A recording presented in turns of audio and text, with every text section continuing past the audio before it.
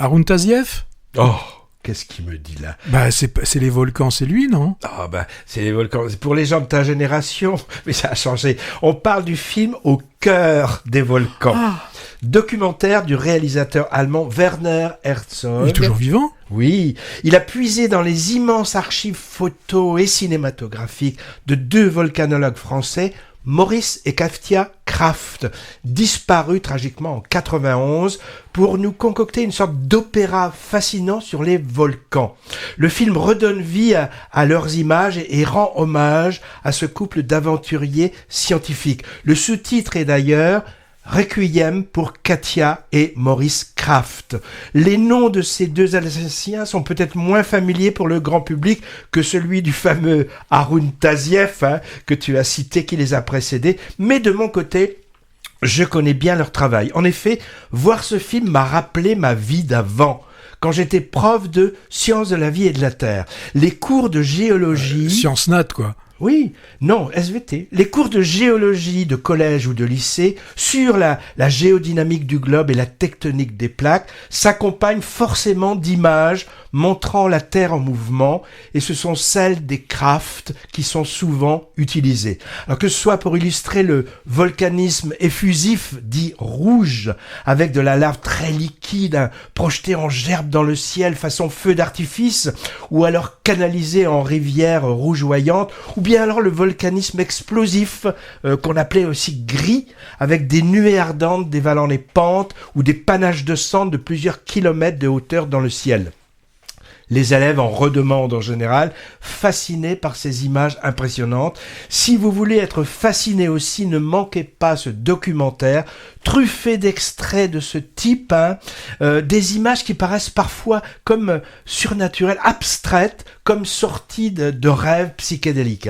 Alors sans doute trop à l'étroit dans les institutions scientifiques et le monde universitaire, les deux géologues, dont la biographie est partiellement retracée dans le film, ont, au cours de leur carrière, un peu mis de côté leur travail de recherche pour bifurquer de plus en plus vers l'esthétique, vers la vulgarisation via l'art cinématographique, avec des reportages télé et leur participation aux fameuses conférences filmiques, je ne sais pas si ça existe encore, Connaissance du monde, et également la publication de leurs clichés dans des magazines et de beaux livres. Ces deux-là, partageant une même passion, étaient devenus des chasseurs de volcans. Les Américains admiratifs les avaient surnommés les Volcano Devils, les diables des volcans. Dès qu'une éruption menaçait quelque part sur le globe, essentiellement sur le pourtour du Pacifique, la fameuse ceinture de feu, ils partaient et enfilaient leurs combinaisons ignifugées pour aller dans le chaudron, filmer au plus près les colères telluriques. Ils ont acquis une belle maîtrise de la captation d'images, avec par exemple de superbes travelling sur des coulées de lave liquide à Hawaï qui se jettent dans l'océan, ou des zooms arrière progressifs sur elle ou sur lui qu'on découvre petit à petit au bord d'un gigantesque cratère en éruption.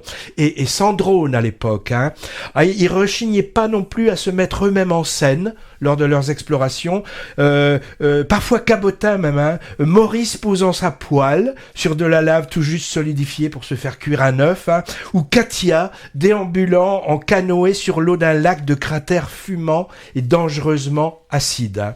Alors à force de prendre des risques, et on en voit plusieurs moments assez hallucinants de ce type dans le film, ils ont d'ailleurs laissé leur peau, emportés avec 40 autres personnes par une coulée pyroplastique, c'est une nuée ardente en fait, du mont Unzen en 91 au Japon. Cet épisode tragique est montré au début et à la fin du film de Werner Herzog, façon enquête avec une dose de mystère. Alors une chose encore à mettre au crédit du fascinant couple alsacien qui est évoqué en passant dans le film, leur côté humaniste avec un souci d'informer et de protéger les populations des zones à risque en prodiguant des conseils aux responsables des régions concernées pour la mise en place de systèmes d'alerte, d'évacuation et de secours, souci de prévention qui a sans doute sauvé des milliers de vies humaines et qui en sauve encore. Alors, un mot sur Werner Herzog, qui, avec son sens de la narration et son goût pour le grandiose, a réalisé ce montage.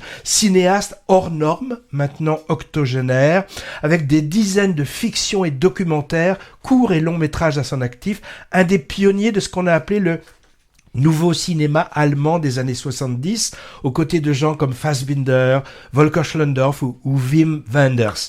Avec Aguirre, La colère des dieux en 72. La colère de Dieu. La colère de Dieu, des dieux, je sais pas. De Dieu.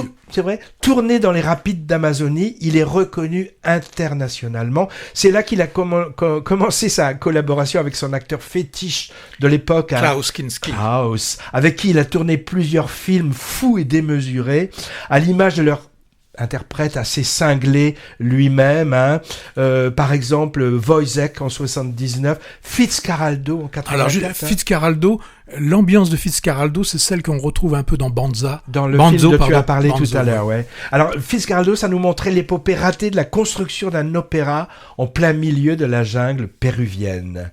Ou Cobra Verde aussi, un peu plus tard. L'homme se présente maintenant, il est assez ombrageux, j'ai vu une interview de lui, faut pas l'embêter. Il se présente comme un écrivain qui fait accessoirement des films. Et ses derniers travaux filmiques sont documentaires, comme ce Au cœur des volcans. Pas étonnant qu'il ait été attiré par les crafts et leur travail, d'ailleurs, puisqu'il a souvent montré dans son œuvre l'homme face aux forces de la nature. Une petite chose à déplorer, c'est la traditionnelle partie bémol. Les commentaires, dits par Herzog lui-même, m'ont paru un peu trop empoulés, de même que la musique trop pompeuse. Ça donne un côté grandiloquent, un peu superflu, les images elles-mêmes étant suffisamment grandioses, je trouve. Son documentaire a été monté à partir de 800 heures d'images filmées, essentiellement en 16 mm d'ailleurs, et plus de 300 000 photos des archives Kraft. Ces archives, elles ont d'ailleurs été en partie cédées à Vulcania. Vulcania, c'est le parc scientifico-ludique auvergnat, près de Clermont. Là-bas, on l'appelle le Giscardoscope, en fait. Alors, le tout restauré, numérisé et remasterisé 4K. Inutile de préciser que voir ça sur grand écran de cinéma, c'est quand même autrement bluffant que devant sa télé ou son écran d'ordi. Pour le moment, dans la région bordelaise, on peut le voir seulement au cinéma Utopia.